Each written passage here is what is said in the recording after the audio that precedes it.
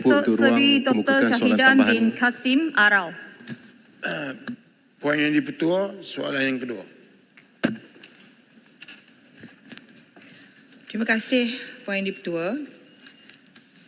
Bismillahirrahmanirrahim. Terima kasih kepada sahabat saya Yang Berhormat Arau di atas soalan. Memandangkan soalan Yang Berhormat Arau ini merupakan soalan yang agak berbentuk dasar ya. Jadi saya cuba juga jawab dari aspek yang sama.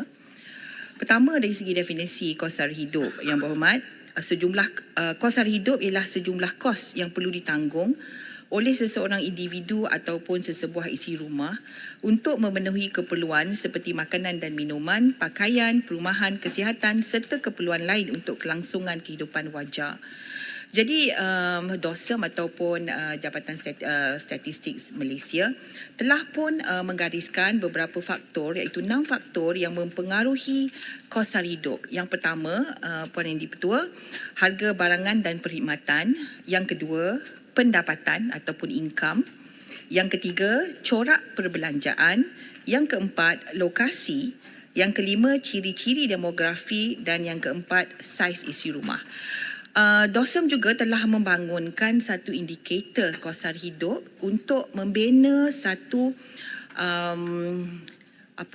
satu cara mengukur ya perbelanjaan supaya bolehlah satu-satu keluarga itu mengalami ataupun melalui satu kehidupan yang wajar.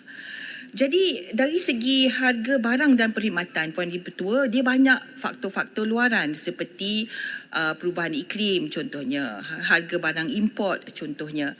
Jadi apa yang kita boleh lakukan sebagai kerajaan ialah untuk perkara yang kedua iaitu pendapatan.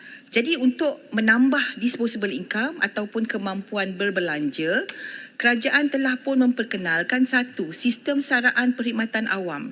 2. Dasar gaji progresif bagi pemberian upah dan gaji yang adil. 3. Melaksanakan inisiatif pendapatan rakyat. 4. Semakan perintah gaji minima dari semasa ke semasa. Dan 5. Penempatan gaji premium lepasan TVET melalui dasar TVET negara. Di samping itu, Puan di-Pertua, kerajaan juga telah memperuntukkan 13 bilion untuk tahun 2025 berbanding 10 bilion pada tahun 2024 untuk STR dan SARA. Ini semua untuk meningkatkan pendapatan. Di masa yang sama, kita juga mengkaji berkenaan dengan perbelanjaan untuk kehidupan wajar ini. Dan kerana setiap keluarga itu berbeza, ada keluarga ada anak OKU, ada keluarga anak ramai, ada sekolah rendah, sekolah menengah, ada keluarga dan sebagainya. Jadi maka ianya berbeza. Jadi setiap isi rumah itu untuk hidup secara wajar memerlukan keperluan yang berbeza. Ada bahagian yang kedua, Puan di-Pertua kalau boleh izinkan saya. Ringkaskan. Bahagian yang kedua berkenaan Arau punya soalan ni dasar jadi kena jawab. Dia bahagian yang kedua ya yang Puan Arau berkenaan dengan kartel dan monopoli. Kartel ini ialah by definisinya apabila ada beberapa syarikat berpakat. Dia berpakat untuk mengawal harga. Contoh apabila beberapa syarikat mengawal harga makanan haiwan. Contohnya, di sepanjang rantaian bekalan itu kalau berlaku keadaan di mana mereka berpakat, maka harga barang itu akan meningkat. Ya, sebab mereka nak bagi makanan at this harga macam ni. Jadi semua orang tak boleh nak cari tempat yang lebih murah sebab mereka dah pakat. Jadi MyCC telah pun dalam keadaan ini MyCC bermain peranan untuk membuat siasatan dan mengambil tindakan sekiranya didapati berlaku keadaan kartel. Kedua ialah berkenaan dengan monopoli. Monopoli ialah apabila ada satu syarikat menyalahgunakan kuasa dominannya.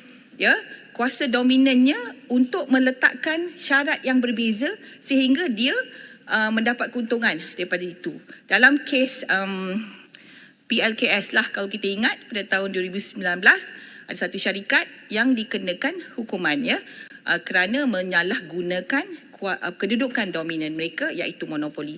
Jadi di sini MyCC memainkan peranan dan sepanjang rantaian bekalan itu apabila MyCC dapati ada monopoli dan ada kartel, maka MyCC boleh mengambil tindakan. Terima kasih Puan di-Pertua. Arau. Soalan tambahan. Saya tahu soalan ni agak berat. Yang Mak boleh jawab betul ya. World Economic Outlook Bank Dunia menunjukkan indeks harga pengguna ISP telah diunjurkan iaitu daripada 2.3, 2.5 pada tahun 2023 sekarang 2.8. Jadi saya ingin bertanya apakah kerajaan bercadang menyemak semula terhadap komponen baku ISP negara agar ia kekal relevan dan mencerminkan kos hidup sebenar. Jawab tulis ni Ahmad, sebab kalau Ahmad jawab macam tu dia tak dapat selesai masalah. Kemudian tentang kartel monopoli tadi, Ahmad telah bagi tafsiran dari segi Dewan Bahasa tentang makna monopoli, tentang makna kartel. Yang saya nak jawapan ialah yang terakhir itu Ahmad kata kerajaan akan ambil tindakan. Sejauh mana kerajaan telah ambil tindakan kepada kartel dan juga monopoli ini yang telah mempengaruhi harga makanan sekarang. Dan yang keduanya ialah ringkaskan soalan, satu soalan sahaja. Bukan satu soalan ya. Dan bukan saya tanya ini lagi satu soalan. Dan yang Umat telah menyebut tadi tentang harga makanan tadi, kerajaan telah selesaikan melalui pelbagai cara pendapatan pengguna gaji minima. Tapi kerajaan Umat tak masuk di sini pendapatan petani. Yang Umat di antara orang yang terlibat kesan secara langsung ialah petani, nelayan. Mereka ni tidak ada pendapatan tetap, tidak ada gaji minima. Mereka hanya bergantung kepada harga yang akan ditetapkan oleh kerajaan, iaitu harga lantai beras. Apakah harga lantai padi yang sekarang ni 1,300, kerajaan sewajarnya naik kepada 1,500 ataupun 1,800. Jadi hak itu boleh menyelesaikan peringkat bawahan. Yang lain itu sudah ada cara pendapatan mereka untuk menyelesaikan masalah. Jangan korang ajar.